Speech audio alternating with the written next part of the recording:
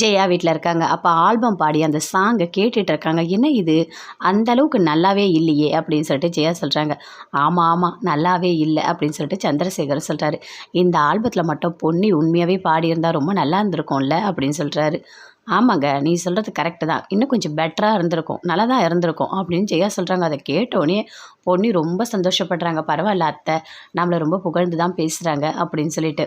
ஜெயா சக்தி 2 பேருமே பார்த்துக்கிறாங்க. ஆனால் ஜெயா எதுவுமே பேசாமல் உள்ளே போகிறாங்க. பார்த்தோன்னே சொல்கிறாரு, நில்லுங்க அம்மா, ஒரு நிமிஷம் நில்லுங்க அப்படின்னு சொல்லிட்டு.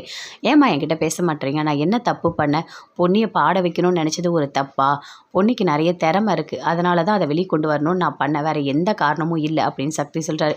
இங்கே பாரு சக்தி, நிறைய நீ மறைச்சி பண்ணியிருக்க, இது எல்லாமே எனக்கு கஷ்டம்தான். ஆனால் உன்னை நான் பெத்தேன்ல, என்னை நீ சந்தோஷமாக வச்சுக்கிட்டோம் நீ நினைக்கவே மாட்டியா? எனக்கு எது பிடிக்கும் எது பிடிக்காது எதுவுமே யோசிக்கவே மாட்டியா? நீ என்னை ரொம்ப கஷ்டப்படுத்திட்ட அப்படின்னு சொல்லிட்டு ஜெயா சொல்கிறாங்க. ஆமாம்மா நான் அப்படிலாம் எதுவுமே நினைக்கலம்மா, நான் நல்லா திறமை இருக்கவங்கள பாட வைக்கணும் தான்மா நினச்சேன் அப்படின்னு சக்தி சொல்கிறாரு. சரி சக்தி, நான் உன் மேலே ரொம்ப பாசம் வச்சுருக்கேன் சரியா? அதே மாதிரி நீ என் மேலே பாசம் வைக்கலனா கூட பரவாயில்ல, என் மனசை கஷ்டப்படுத்தாமல் இருந்தாலே எனக்கு போதும் அப்படின்னு சொல்லிட்டு ஜெயா பயங்கரமாக அழறாங்க. அம்மா எதுக்குமா அழற, இதுக்கு எதுக்குமா அழுதுட்ருக்க, அழாதம்மா நீ அப்படின்னு சொல்லிட்டு சக்தி அப்படியே தோளில் சாச்சிக்கிறாரு. அப்படியே பொன்னி பார்க்குறாங்க, எதுவுமே பேசவே இல்லை. உஷாவை பார்க்கறதுக்காக சண்முகம் போகிறாரு. போனோடனே கேட்குறாங்க உஷா, என்ன பொன்னி ஏதோ கோயில் கோலம் எங்கெங்கேயோ பாடிட்டு இருந்தா போல இருக்கு, இப்போ ஏதோ அதுவும் ரெக்கார்டிங்கில் பாடணும் ஆல்பத்தில் பாடணும்னு சொல்கிறாளாமே அப்படின்னு சொல்லிட்டு கேட்குறாங்க. அதுக்குள்ளே உனக்கு வீட்டில் இருக்க மூர்த்தி இவங்கெல்லாம் சேர்ந்து உன்கிட்ட சொல்லி விட்டாங்களா அப்படின்னு சொல்லிட்டு கேட்குறாரு.